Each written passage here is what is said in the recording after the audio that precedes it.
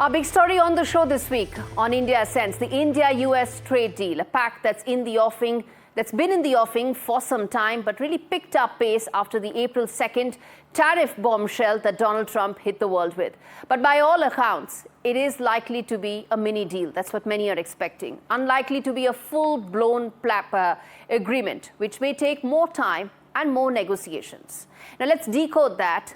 But make no mistake, viewers, India is playing hardball. It's not conceding ground to American businesses, not till there is adequate compensation. And that is the big story.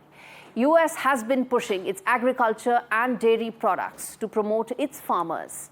Something you can see, it wants to do that. And that's been one of the biggest contentions, a politically powerful section the American farmers are. While India has been resisting tariff concessions on agri-goods to protect our farm base, to ensure that low-priced American agriculture and dairy products do not flood our markets. But that's just half of the story. The other half is that the Indian farmer needs support. He needs the cushion from policymakers, and I'm going to tell you why. There's a reason for it.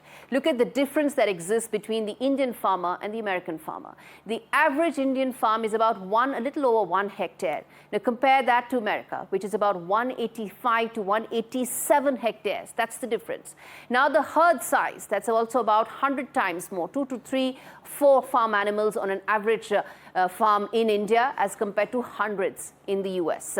Now this means that an American farmer that's part of the powerful lobby and one of President Trump's core base, remember, his base actually exists between the two shores in America, between the two coastlines. He's pushing for opening up of the agri sector in India because there are economies of scale there, and that is going to put the Indian farmer at a huge disadvantage. Now let's talk about the other contentious issue, which is the genetically modified crops, which India doesn't allow, which most of the US crops, whether it's corn, whether it's soya bean production, they are all GM based. And that is another critical issue that's unlikely to be thrashed out right now, but probably would need more give and take. But the one give and take that India has agreed to is for dry fruits and apples, not for corn, soya bean, wheat and dairy, but for dry fruits. Now, what does this mean? This matters even more since it involves politically sensitive states of UP and of Bihar. And on the outside, let's look at outside of agriculture. America wants that India should cut duties when it comes to whiskey, when it comes to cars. But then there should also be a commensurate reciprocity that it has to extend. And that is for India's labor-intensive industries, which is footwear, garments, and several others. And as India keeps its national interest at the center, what's expected is a deal that's likely to focus on some middle ground that could be achieved on a few set of sectors. May not include all of it, may not be a big comprehensive deal, but something that could be more middle ground in its nature. But let's be clear, a limited trade deal is actually better than not being able to thrash out any settlement whatsoever. Because A, it will mean the focus will be on specific sectors where trade can actually boom. The 500 mission that is there could actually take off from there. And it would also mean that negotiations can continue on some of the contentious aspects. And the second is an equally important point, which is that could be the consequence is that with the trade deal out of the way, focus may come back on strategic aspects of the relationship. And that's equally important, that once some sort of a trade deal is thrashed out, then the focus can be on what all and what else can this relationship offer. And I think that's the significant part as far as this trade deal is concerned. And to talk more on that, let me now get in the first top voice on the show.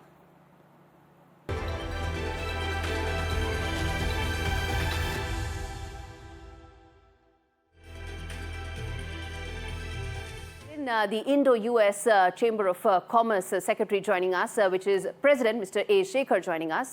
So let me start by asking you the first thing, which is that how do you see this trade deal in terms of its potential, its impact? As I said, India and US, from Indo-American Chamber of Commerce perspective, what we would like to say is because, we have been taking a lot of inputs from our members. We have our 1,800 strong members. The main thing is, we know that the deal is around $210 billion to grow to 500, which is, so India's largest trading partner for last year has been United States. So it is extremely big for us. that this deal has to go, which is good for both the countries. And for USA, we are the 9th largest trading partner. And USA is looking forward to working with us to see that they can have better supply chain resilience.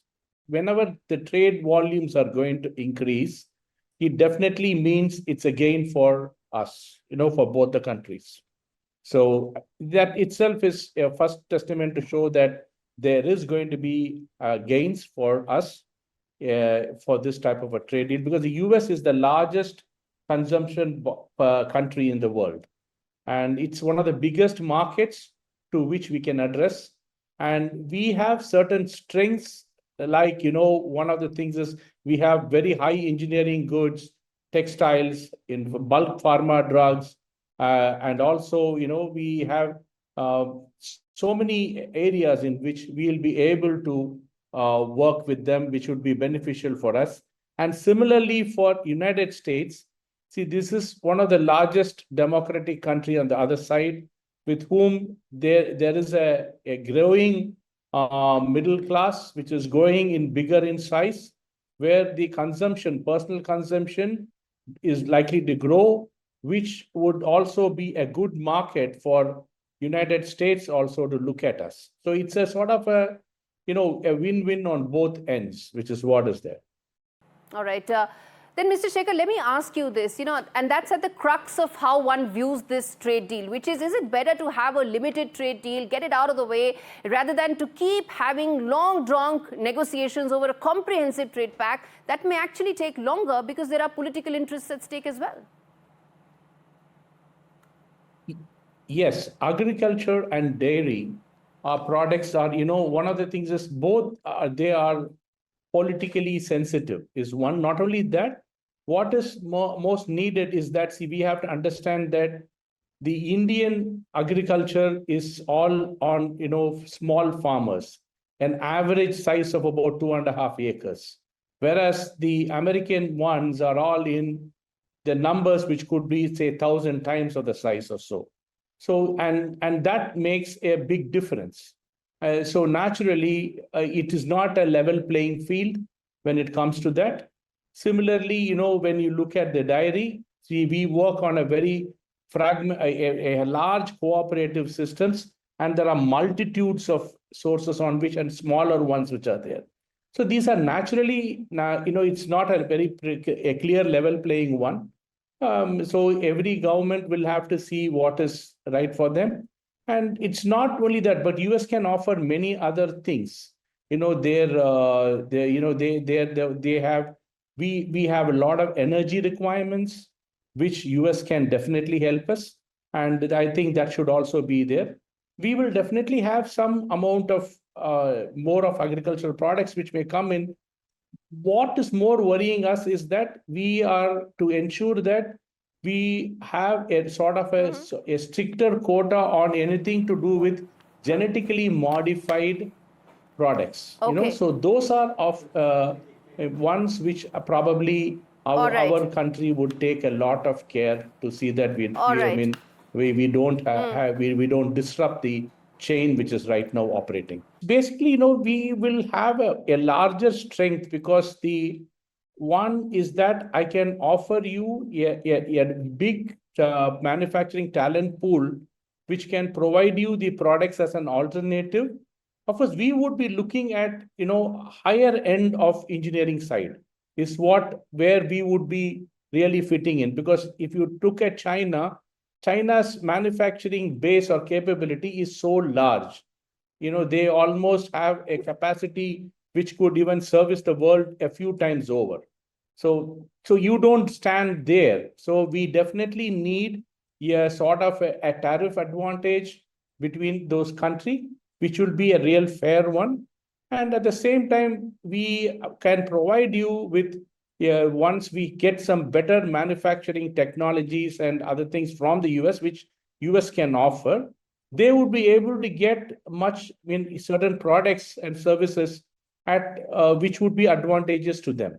So this is where we look at it. And this deal would also be, this will be one of the points which would probably offset the the agricultural one sticky issues which can go around which is happening between our two countries. Okay, I'm going to leave it there, sir. Thanks much for speaking to us. As these negotiations are continuing, it seems that one cannot only be talking about negotiations through the prism of deadlines. And I think that's extremely important that Union Commerce Minister Piyush Goyal on the trade deal has said and made a very important statement that negotiations are underway, but an FTA will be done only when it's a win-win. Let's get in my colleague Himanshu Shekhar for more on this. All right, let's get in Himanshu for more on this. Himanshu, you've been speaking to your sources, and the government is also very clear that the trade deal will happen, but only when Indian interests are protected, secured, and addressed. That's right, and that is the important message that Commerce Minister Piyush Goyal has just given in Bharat Mandapam. He was here for the toy-based program, and when we asked him how much hopeful he is of an interim India-US trade deal ahead of the July 9 deadline, he made a very important statement. I think a couple of things that he has said, I think is a very clear indication that India, of course, will put its national interest at the front before finalizing any such trade deal with the US. He said that we are not only talking to US, we are talking to the EU, we are talking to Oman, we are talking to New Zealand. Any developed country, if it wants to do a free trade agreement, we're ready to start talks with them. But these free trade agreements will only be signed if it supports or helps India's national interest. He said that we never get into a free trade agreement or any kind of trade deal with a specific deadline in mind. For us, the topmost priority is India's national interest. And it's only when we are convinced that India's national interest is being served in a trade deal, then only we agree to such trade deals. So I think in many words, he has made it very clear that whether it is the interim trade deal or the BTA talks that are going on with US or FTA with any other country, India, of course, will give topmost priority to its own national interest. And I think the timing of Commerce Minister's statement is very, very significant. It comes at a time when we have been told by sources that the deal now is in the very, very final stages. Some officials even are indicating that this could be imminent. It all up to now US President Donald Trump to take a final call on what agreement has been reached between the official level talks between India and the US. So I think it's a wait and watch situation, but Commerce Minister very categorically making it in very clear terms that we will have a deal only if it serves India's national interest. All right, I'm going to leave it there. Himanshu Shekhar, my colleague, giving us the very latest there. A deal will happen, but a deal will happen on India's terms. That's the big story there. A trade deal is in the pipeline. There are expectations that it could be 24 to 48 hours as well. But again, negotiations are continuing, but a deal will take place only when it serves Indian interests, protects our interests, and addresses the concerns that we've been flagging. Before that, there is no deal on the table, and that's what Himanshu was telling right there. All right.